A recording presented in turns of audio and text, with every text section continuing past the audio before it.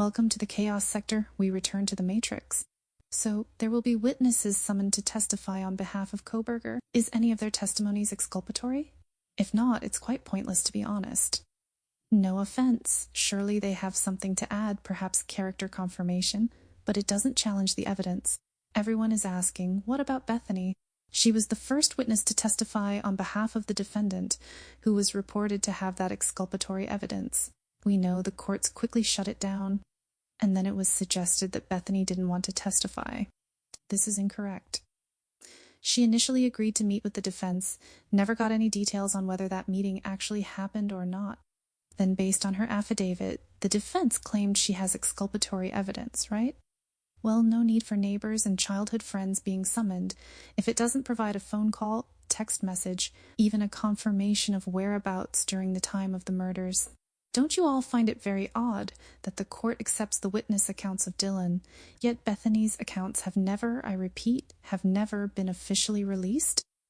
Yet they're alluding to Bethany corroborating Dylan's witness accounts by releasing the text messages and claiming she also saw Xana lying on the floor. In almost 3 years, we do not have an official account of Bethany. We don't even know if she was awake during the time of the murders. Well, we do, but if there hasn't been an affidavit released for Bethany regarding the trial, what status or impact does Bethany have in the case? If they're trying to pair them together, then you have to provide details. Will they be using the so-called accounts of Bethany spotting a naked man leaving the home? Well, that would be quite the sight. Surely Bethany would have texted this to Dylan during their exchange, right? Of fucking course. Yo, Dylan, there was some creeper running in the driveway. He was like, it's crazy, like he was naked.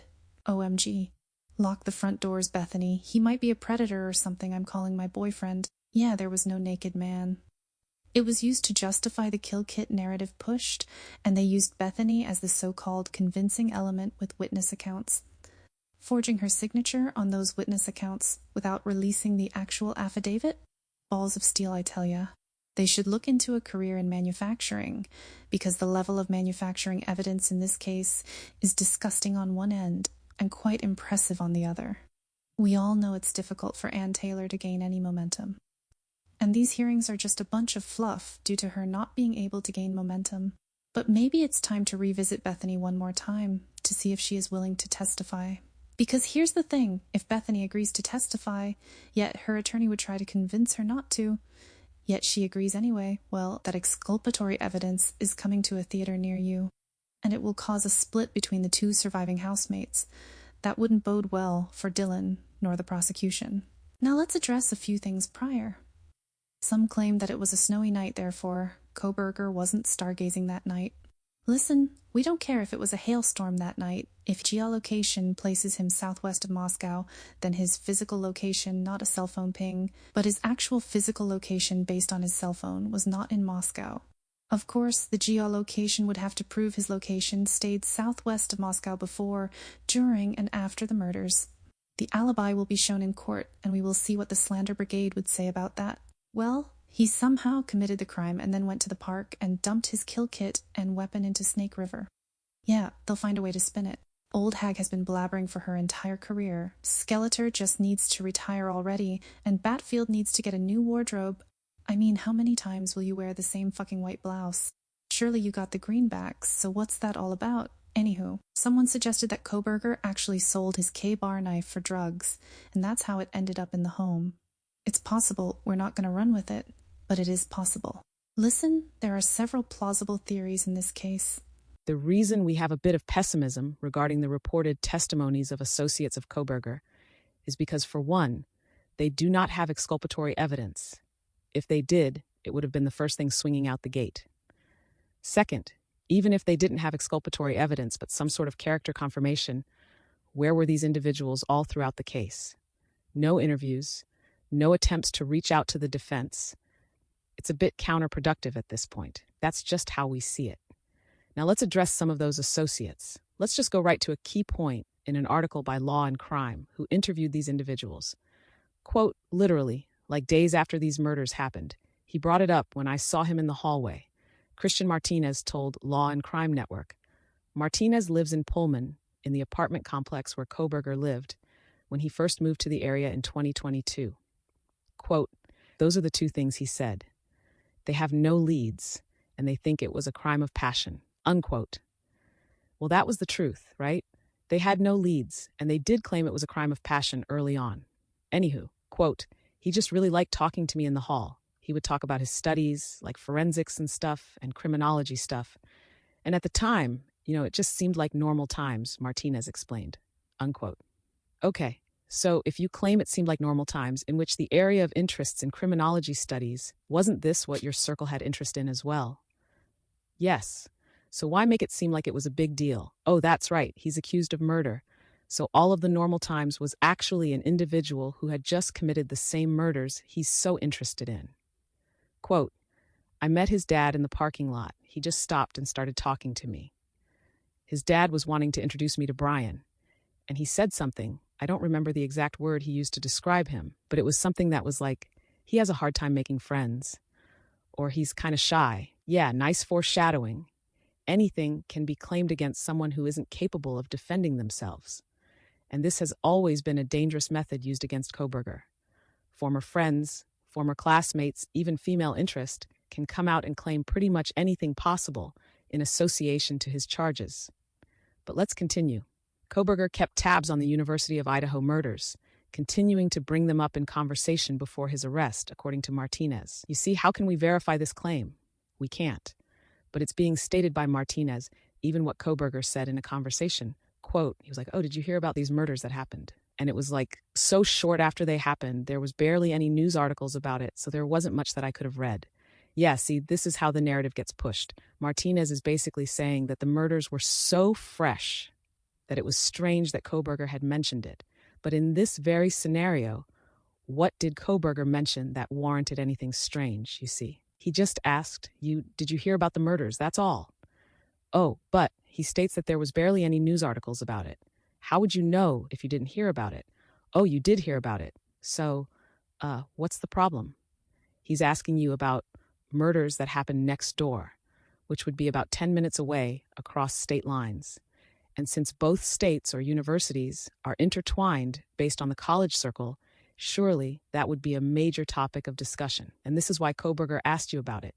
It's not odd, it's not strange, it's not suspicious. It's a normal conversation based on proximity to the murders. And furthermore, the news had already spread throughout the college circle in both towns before any news station could even report on the murders, right? The news spread as early as 8 a.m., so Martinez is painting a narrative that Kohberger was eerily invested in the murders, more so than any other WSU student. We know that's a lie. But let's continue. Quote, so I was like, yeah, man, it's crazy. Yeah, of course I've read about them. He was like, yeah, it seems like they don't have any leads. And then he's like, yeah, it seems like they think it was a crime of passion. After these conversations with Kohberger, Martinez believes he may have had a fascination with death or killing. It was kind of on the subject of what it would take to take someone's life. It was kind of like he was trying to see my perspective on, I guess, taking someone's life. Unquote.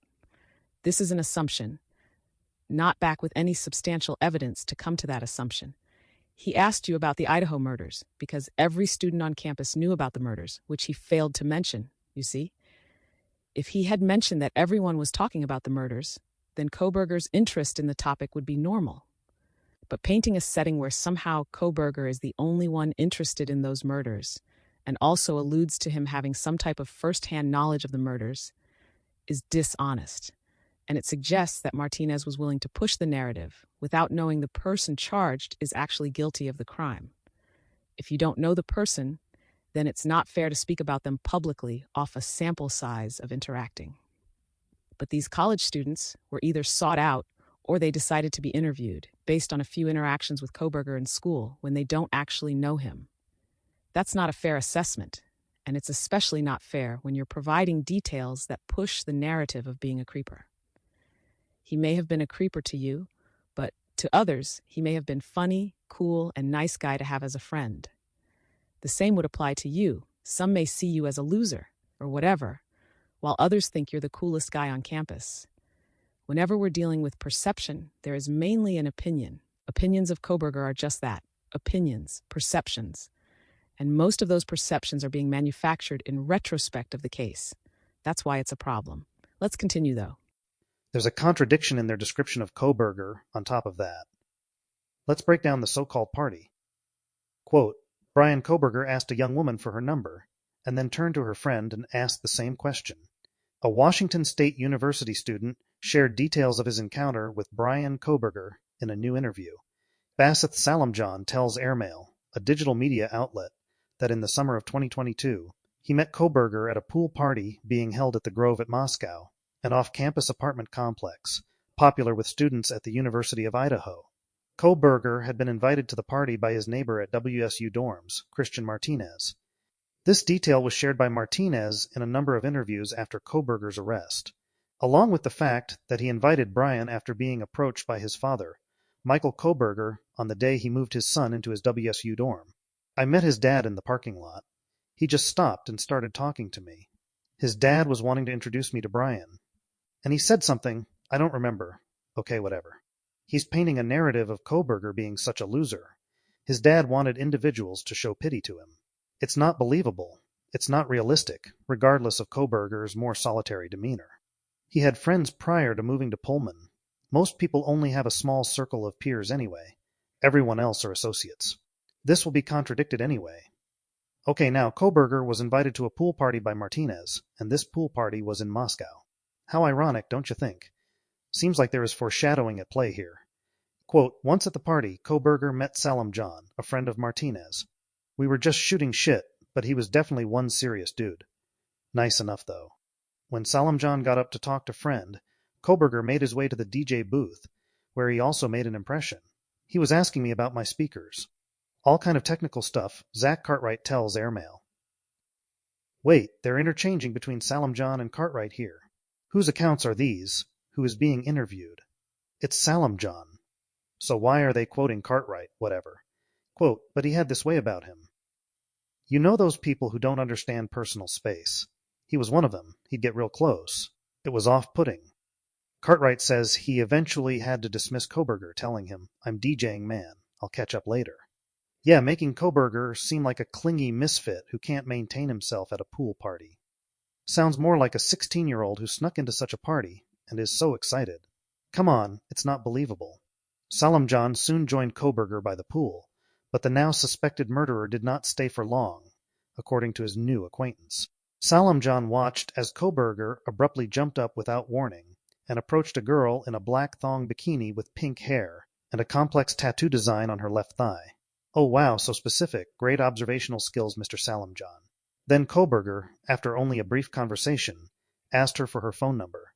And he got it, reports Airmail. Reports Airmail. I thought this was according to Salamjon. Shouldn't it say, and he got it, Salamjon stated. Wasn't he watching Kohberger flirt with the female in a black thong bikini and pink hair, with a complex tattoo design on her left thigh? Why is Airmail being mentioned in this account? Because it's a lie. Kohberger allegedly did not stop there, either. Wait, why is it allegedly? It clearly states that Salamjon watched Kohberger become an alpha male, right? How is it allegedly, with witness accounts of this activity? This is bonkers. And there are spelling errors scattered in this article, shows how eager they were to dump this garbage out there. Kohberger allegedly did not stop, not top, did not stop, there either, next moving on to the woman's friend. Really? Kohberger the lady killer, hey? Next, as if a man on a mission, he turned to the pink-haired woman's friend, also in a black two-piece, and asked for her number 2. And he succeeded once again, according to Airmail. Kohberger then left the party, according to Salamjon. Unquote. Now why are they referencing Airmail when this entire chain of events are the witness accounts of Salamjon? Because this same claim was narrated by Howard Blum. He created this setting in his Airmail, just making it up as he went along. A personality clash here, on one hand, the individuals who interacted with Kohberger described him as socially awkward, hard to strike up a conversation with. His father allegedly told Martinez he's shy and has a hard time making friends. Yet on the other hand, he's Mr. Ladies' Man, going up to multiple women at the pool party, collecting phone numbers with ease, which the common guy isn't all that successful in doing. So which one is it? Is he a socially awkward loner who has a hard time fitting in, or is he a guy who doesn't have a hard time fitting in and was clearly comfortable around women? It can't be both. And this is what happens when you're trying to force a narrative. On one hand, they try to paint the loser narrative, justifying the creeper, stalker, serial killer angle. On the other hand, he's like the guy in Psycho, no problem getting the women, yet he's a psychopath. So, it doesn't end well for his female counterparts. They're all over the place. But it created this main objective, and that was to place Kohberger in Moscow prior to the murders. Quote, the two women later told Airmail that they never heard from Kohberger, but both did say that they received several hang-up calls in the aftermath of the party. 4 months later, 4 University of Idaho students would be found dead in an off-campus home just a mile down the road from the Grove.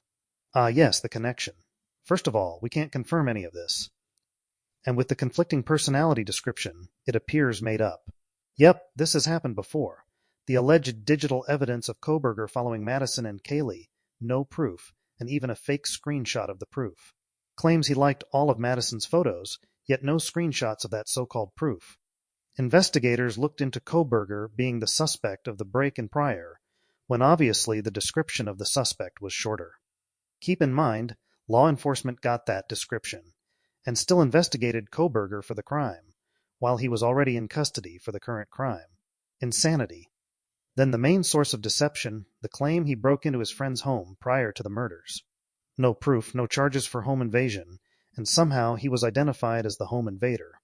So there is a history of the mainstream media, law enforcement sources, flat out manufacturing crap out of thin air to push the narrative. Here's what's likely the scenario. They invited him to a party, and he turned it down. And he was deemed a loser from that point on by those individuals. Goody two-shoes, too sophisticated for a good time with pink-haired Susie and her friend. But they placed him there, which is in Moscow, to establish some familiarity to the town, and also allude to a motive, yet we break things down. The Grove is on Southview Avenue. We said there was something suspicious about the Moscow Police Department at this location. Cartwright claimed he spoke to the FBI about the party. Now what we have here is a fabricated story to build a motive subliminally, because there hasn't been proof of a motive. So to physically place Kohberger at a pool party in Moscow, on Southview Avenue, about 5 minutes from the neighborhood, it's effective enough to establish a point of reference in the narrative. Again, we already know the FBI is the one snooping around in the shadows. And it is the FBI who has convinced all of these students to make these statements and fabricated accounts against Kohberger. Now it is alleged that Bonnie was at the party. Can't confirm it, but more than likely she was at the party. But who did Martinez know, in which he was invited to the party, and then invited Kohberger to the party, you see? Could Martinez be a part of the social circle of Bonnie and Clyde's? After all, he had to be invited by someone, and it could be from that apartment complex. So it would be Martinez who has a connection to Moscow, not Kohberger. Let's go back to Mr. Cartwright for a moment. Quote, I did notice him, and I noticed that he was kind of standing off the entire time. He wasn't very social, which I thought was kind of weird because it was a party and people were interacting. He was just kind of standoffish. So you observed Kohberger off in the corner, not really socializing. For you to observe this, it's almost like you kept your eye on him, because as you mentioned, it's a party and everyone is socializing. Yet this seems to contradict itself later on, but let's continue. Quote, he did seem kind of just socially awkward and kind of hard to carry a conversation with, if I remember correctly. But besides that, he mainly kept to the side and was really observant. So much that, based on that one small interaction, he knew exactly who I was, maybe a month or so later, when I saw him on that hike. When they crossed paths again, Cartwright said it was strange how quickly Kohberger recognized him. Unquote. Now there's not much here, other than someone's perception of Kohberger. Also, you have to factor in that Kohberger was new in town, so of course he's going to be observant, right? Isn't it important to evaluate your potential social circle in a new town attending college? Just because he recognized you a month later doesn't mean he has some sort of calculated scan of everyone attributed to being a creep. We can bet $1 that Cartwright recognized Kohberger a month later as well. In addition, he mentioned seeing Kohberger a month later on that hike. Yes, that hike, which means based on Cartwright, we have confirmation from an experience that Kohberger did in fact go on hikes, which means he was often out in the wilderness. Yet he continues, quote, it was really weird how he approached me and the people that I was with, because he acted kind of like we were best friends. It was like a reunion or something. And he was really excited to see us, and I had no idea really who he was right at that second. Okay, now we call bullshit on this scenario. He's creating a scenario where Kohberger was geeked that he acted like they were best friends. This is painting the narrative that he was so desperate to find friends, yet was rejected, and fell into a dark place of being outcasted in the social circle, which also led to dark thoughts. It's easy to create that narrative in retrospect. Those two small interactions proved important enough for Cartwright to be interviewed by the FBI after Kohberger's arrest.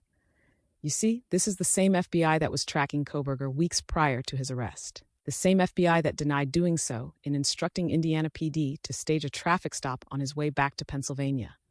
Who reached out first? Was it the FBI, or did Cartwright reach out to the FBI? Quote, I did speak to the FBI at one point. I do believe that they spoke to a lot of people that were at that party, and maybe that was one of his very first times, if not his first time, in Moscow. Martinez and his wife were also interviewed by the FBI after Kohberger's arrest. He says his wife always felt something was off with the now suspected murderer. Oh yeah, that's so convenient to say after he was arrested. As we pointed out, they have free rein to just paint Kohberger in whatever negative light possibly imaginable. Quote, she didn't have a good feeling about him because every time I would like to tell her I'm going to invite Brian because he didn't have any friends and I was trying. Wait, this is a bunch of incoherent rambling. We need to break this statement down to the reason she felt weird about Kohberger. She was always like, no, please don't. Now this is where there needs to be a reason, such as Martinez then asking her, why not? Because enter reason here. Yet let's examine this entire statement. She didn't have a good feeling about him because every time I would like to tell her I'm going to invite Brian. She didn't have a good feeling about him because, yes, because. Then he states she didn't have a good feeling about him because every time I would like to tell her I'm going to invite Brian because, yes, another, because he didn't have any friends and I was trying to bring him out and maybe meet people. But she was always like, no, please don't. Now we have Martinez's reason for inviting Kohberger, but we don't have his wife's reason for not wanting him to be invited. You see? Why not just fabricate a scenario where your wife thought he was weird or even a creeper? It's the narrative you're pushing anyway, have supported by another person who thought he was weird, yet he didn't provide her reason, because if more people thought he was weird, then he's not getting invited to freaking pool parties. In addition, Martinez stated he apparently did this frequently, right?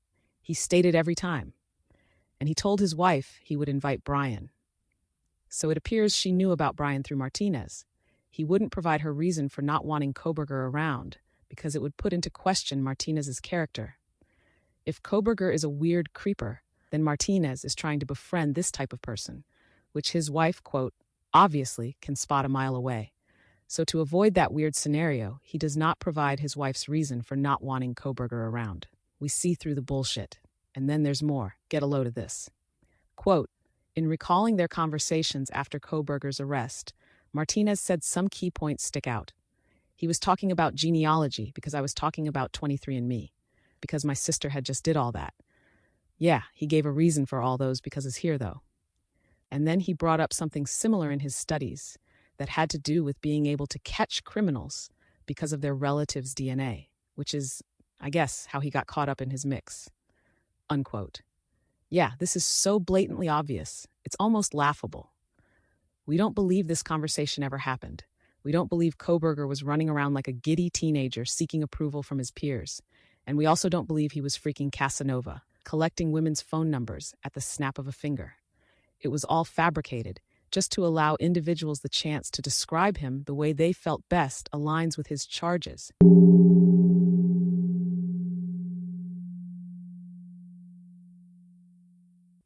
Yet the ones who haven't spoke out after being asked for interviews, now those are the ones who would give a more accurate description. They understand the landscape and how it would contradict what others have said, which would make them seem like they're supporting a serial killer. So, due to social media backlash, and in their physical environments such as college and even their workplaces, it's best to stay away from the issue. But for those who didn't like him anyway, they fall right in line with the narrative. You see, the peers who have stayed quiet know the real Kohberger, and he was simply a decent guy in their eyes. The peers who have been vocal publicly, not only did they not really know him, but they also didn't like him. Exactly. It's obvious that the individuals who have spoken out didn't like Kohberger. Everyone has to remember that the environment we're talking about is essentially high school plus, meaning the majority of the college circle are 18 to 21-year-olds who just came from high school. So everything is based on observing others from the social status lens. Who's popular on TikTok, Instagram, Snapchat, and all. It's their generational culture. Kohberger is more of the college graduate class, a few years out working in their field, perhaps still interacts with current juniors and seniors fine. But the core of his peer group are naturally around his age. Martinez, who is married, we assume is close to 30 also, like Kohberger. Cartwright, who was a DJ at the pool party, we also assume is a bit older. So it's not like Kohberger was hanging out with 18 to 21-year-olds. Now that would be a bit, quote, creepy. Now, let's mention Kohberger, quote, middle school crush. Now as seen here, the woman on the left claimed that Kohberger had a crush on her. Yet he was constantly rejected by her and other girls in the 6th grade. Even calling him a, quote, chubby misfit, unquote. Wow, such a long time ago she remembers quite well. Perhaps she remembers quite well, because she treated him like crap. It's middle school, though, no hard feelings. Yet let's examine her language as she recalls those whippersnapper years. Quote, FBI agents have interviewed Brian Kohberger's middle school crush in hopes of piecing together the psyche of the man they believe is responsible for the gruesome murders of 4 Idaho college students. Wait, so are they suggesting that the FBI went back and tried to find old classmates of Kohberger to understand the psyche? Oh, really? Anywho, Kim Kenley, 27, contacted the Bureau shortly after learning her former classmate had been arrested for allegedly knifing 4 housemates to death. So it was Kim who reached out to the FBI. It doesn't seem realistic, especially after he was already arrested. It may be different if he was identified, yet was on the run. That would prompt a lot of classmates, peers in his neighborhood, co-workers. Yeah, it makes sense for them to call the FBI about him. But since he was already arrested and charged, what would be the reason Kim would call the FBI here? To provide this narrative. Quote, the 2 were 6th grade students at Pleasant Valley Intermediate School in Broadheadsville, Pennsylvania, when Kohberger developed a crush and began romantically pursuing the girl who would go on to be a high school cheerleader. Wait a minute, romantically pursuing? We're talking about freaking middle school. Are you kidding? They're trying to magnify a crush in middle school and equate it to adults who have romantic crushes on each other. It's middle school, move on. She told the FBI whatever she could tell them. Canley's mother, Sandra, confirmed to Daily Mail. It was so long ago, I couldn't imagine what she had to tell the FBI. I guess it was for the character purpose. It's middle school, move on. Kohberger, then a chubby, awkward misfit, would be relentless in his pursuit, repeatedly leaving love letters in her locker and telling her he liked her, according to the mom. No, it should be according to Kim, the person he had a crush on. Again, they shift witness accounts from one person to the next. It is the middle school crush that reached out to the FBI. But because the story is being changed, the mother is interjecting. Quote, he would always say, oh, Kim, I think you're very pretty. Just like weird comments. What's weird about Kohberger telling his crush she's very pretty? This is to basically associate stalking, which is the current depiction of the adult Kohberger, to a middle school crush of liking a girl. So Kohberger was a stalker in middle school. Yep. And she say, OMG, leave me alone. She did not give him the time of day, the mom noted. Why isn't this coming from Kim? Did she tell Kohberger this? Or is this what the mother is placing in the scenario, when her daughter was actually quite cruel to Kohberger? This may be the reason why the mother is giving the accounts, instead of the person who actually experienced it, and is dealing with the FBI based on those experiences. Quote, when kids are little, they're mean. They don't say, OMG, thank you, but no. Kenley would eventually tell Kohberger to buzz off, breaking his heart. It's middle school, move on. Canley's awkward schoolyard encounters with Kohberger are among several bizarre accounts to emerge from former friends and eyewitnesses in recent days that paint the picture of a troubled, disgruntled young man who didn't fit in at school. What are you comparing fitting in at school to, though? Who is determining if Kohberger fit in or not? The popular kids who were teasing him, the popular crowd, because they make up only about 5% of the demographic in school. Then you have the cool kids in general, who make up about 25% of the demographic. Then the, quote, normal kids, who make up about 50% of demographic. Then, of course, you have the, quote, losers, who make up about 20% of the demographic. That's pretty accurate, to be honest. Yet it's also subjective across the board. Quote, she has since left the area and lives in Charlotte, North Carolina, where she works as, never mind all that, who cares about her occupation. The point here is that this female was actually cruel to a sweet kid in middle school. And even though he is being charged with murdering those housemates, where is the accountability for her actions in retrospect? Not once did she look back and say, well, I was a bit cruel to him. We were young then. But looking back on it, I feel that it may have contributed to his mental problems growing into adulthood. Although that's her opinion, at least she would take accountability for treating him like crap when he simply showed his admiration for her. And the reason I point this out is because it apparently wasn't just a girl who didn't like a guy. Quote, former classmates have revealed Kohberger was heavy-set and the subject of bullying and cruel taunts in middle school. The whole clique of popular girls made fun of him in school. They were the cheerleaders, and the ones that every kid had crushes on. Another classmate who did not wish to be identified told Daily Mail. They literally tortured him. Girls started making fun of him in middle school. But Kohberger seemed to turn his life around in high school, where he took up boxing and lost weight. He was a totally different person. He worked out constantly and was super aggressive, the male friend said. He had a short fuse and was constantly trying to change his style and personality to fit in with cliques. Unquote. Now, this is a friend of Kohberger, and you notice he didn't want to be identified because it may cause social media backlash. So Kim was one of many popular girls in middle school who bullied him. And this may be after he told her how he felt. It's typical a, quote, loser likes a popular girl. And because she has a reputation to uphold, her circle then decide to make life living hell for the guy, teaching him a lesson. And that lesson is to stay in his place. It happens, and some don't recover from this type of traumatic experience. But Kohberger prevailed. He survived the life-changing experiences the academic years bring for the youth.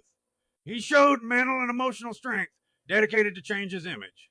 And it was perfect timing, because high school would have been even more of a challenge, which could have broken the, quote, chubby misfit.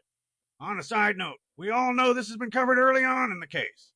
Certain things we don't cover as much, because overall, it's not that important to the center of our investigating. And that would be the crime scene and who is relevant to it. Ahum Dillon, had a hairball in my throat. Quote, a third former classmate added, it's interesting to me that the girls he's accused of killing were nice looking and seemingly popular, much like the ones that made fun of him throughout his childhood. Wait, but Kohberger in high school, as seen here, was dedicated to change his life. He was dedicated to get the girl. We don't know how many girls gave him a shot in high school. They're not speaking out of course. It would contradict everything. Simple. Fat kid in middle school. Hit the gym in high school. Gained even more confidence. Girls like the confidence. He nabs one. And now he has a girlfriend in high school. Seems he settles into the normal demographic here. That doesn't align with the narrative he was a loser and creep.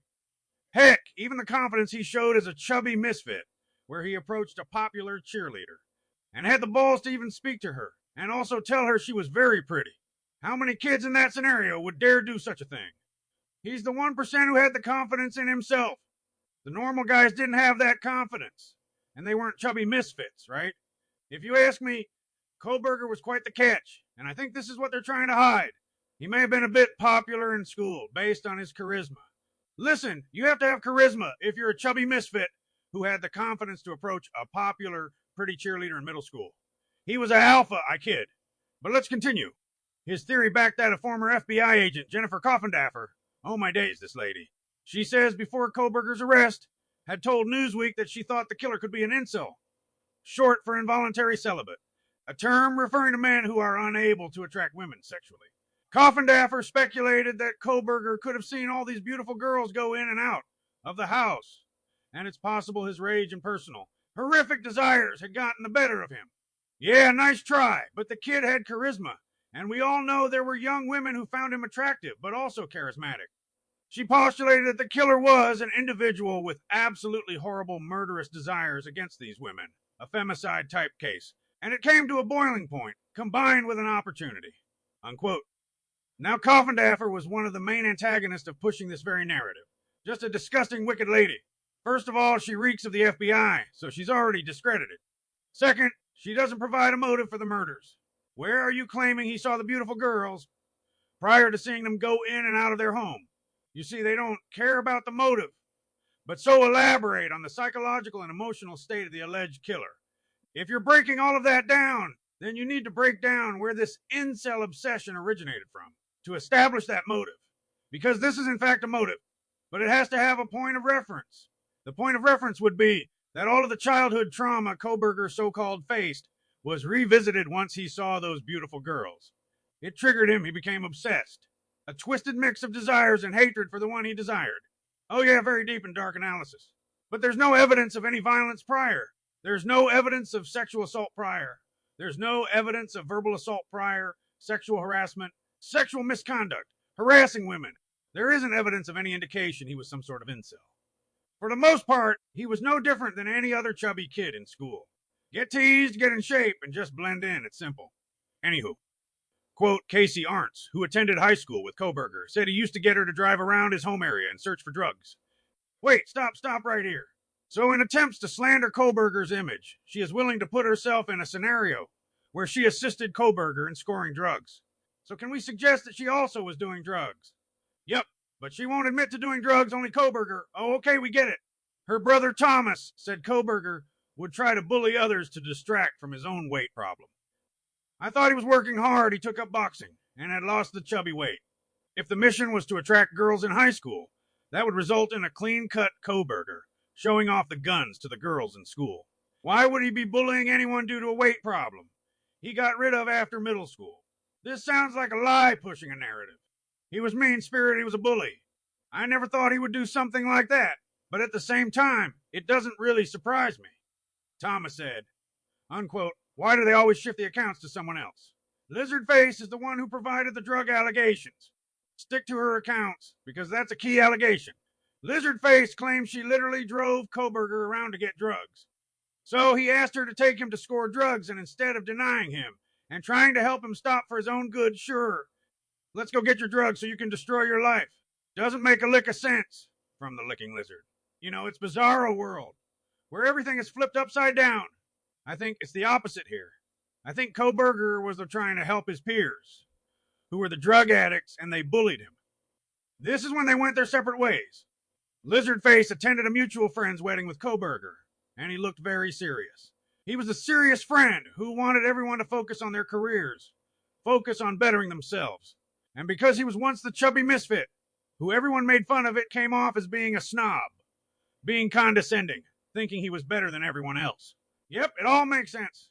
They envied his personal dedication to become a better person, while they were dragging their feet around doing drugs in high school.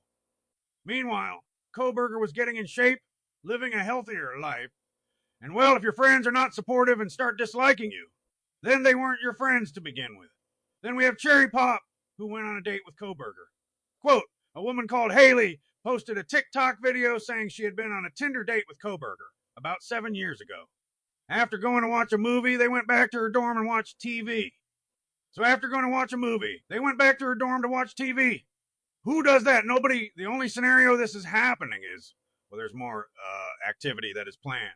They went back to her dorm to watch TV, and Kohberger kept trying to touch her.